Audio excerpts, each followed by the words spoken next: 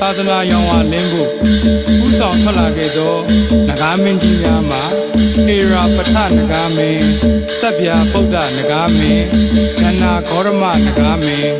ဇင်းကြိုက်တောင်မှသာသနာပြုဆက်ဆံဖနဂါမင်းတောင်ကြီးအင်းလေးဖောင်တော်ဦးမှာစက်သူရိန်နဂါမင်းကြိုက်ခမီရေလေမှဆက်စာနီဘွားနဂါမင်း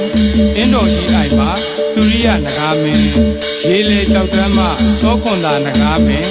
ပသိမ်မော်တင်စွန်းမှဇေယသေနနဂါမင်းအာကာရခနဂါမင်းနဲ့မွတ်စလိန်နာနဂါမင်းတို့နဲ့အတူဂုံလင်းတောင်တွင်သာသနာပြုနေသောကမ္ဘာနဂါတိုက်ချုပ်မေတော်ကြီးညနန်းတော်ဝင်နဂါတထောင်မေတော်ကြီးဝိမလဒေဝီ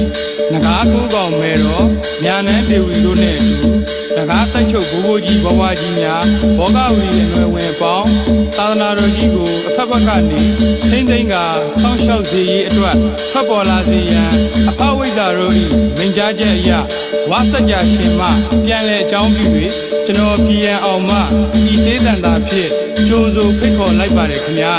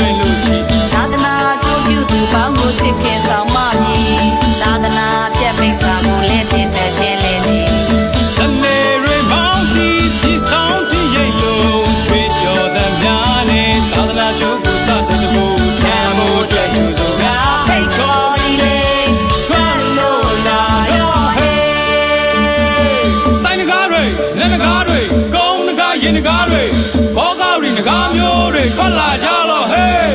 ထွက်လာကြလို့ဟေး